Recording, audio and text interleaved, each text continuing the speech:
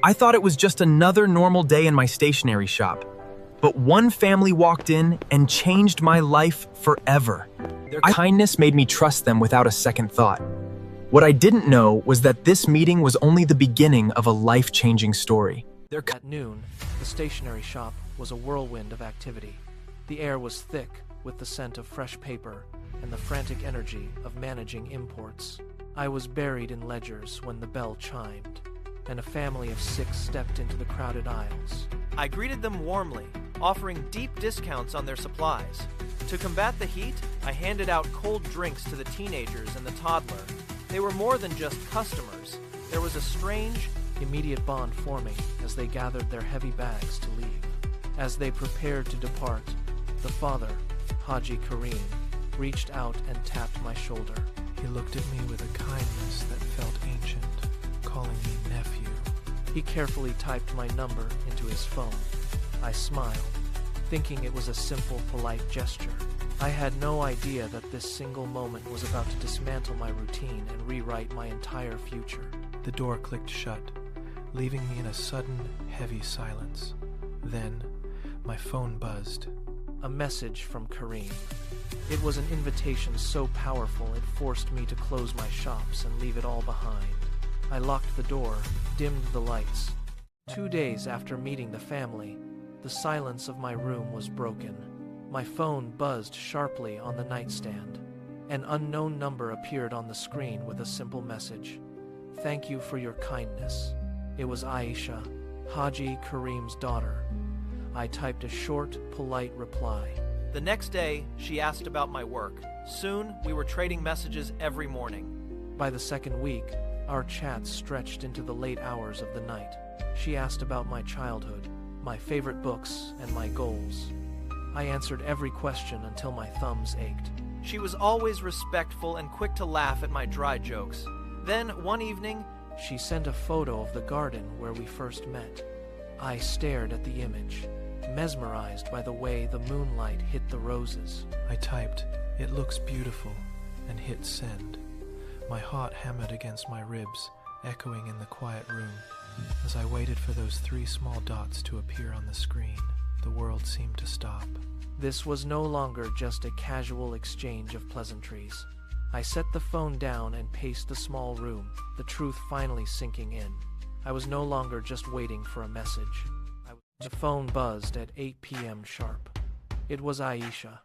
I leaned against my office desk, the weight of the day still on my shoulders. We began with simple small talk, but her voice soon transported me to the crowded market stalls of her distant hometown. I pivoted the conversation to my own world, detailing the relentless stress of my startup launch and the rigid financial goals I had set for the coming year. The office lights dimmed automatically, yet I stayed put, pacing the empty room while she laughed at my stories. Days turned into weeks. Talking to Aisha became as essential as my morning coffee. My life began to revolve around the glow of the screen. I organized my entire schedule around our calls, constantly checking my watch during board meetings, waiting for the magic hour to strike. One Tuesday, while reviewing a critical contract, I ignored a call from my lead investor.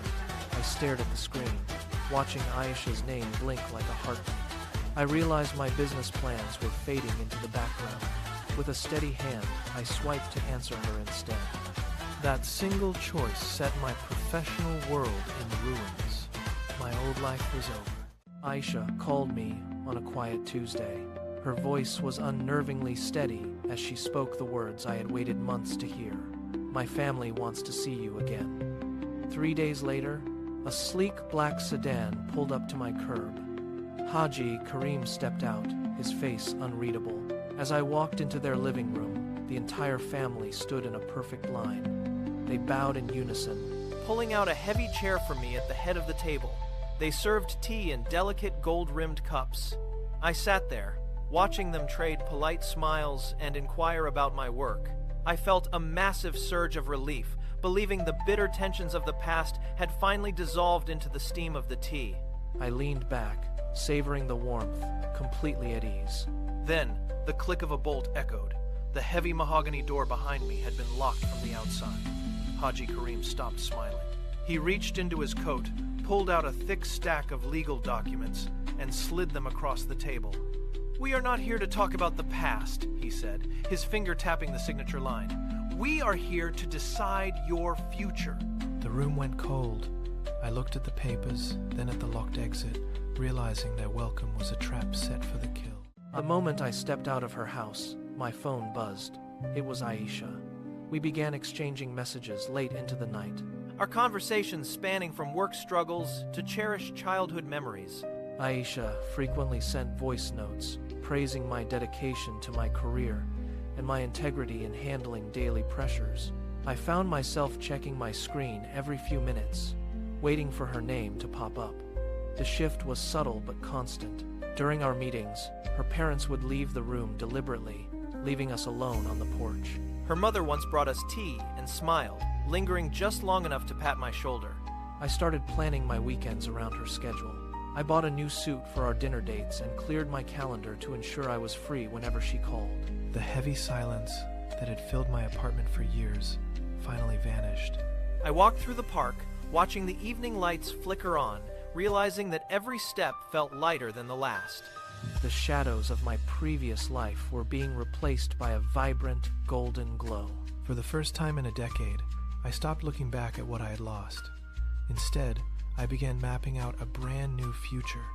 A path that included her by my side through everything. I was finally ready to start again,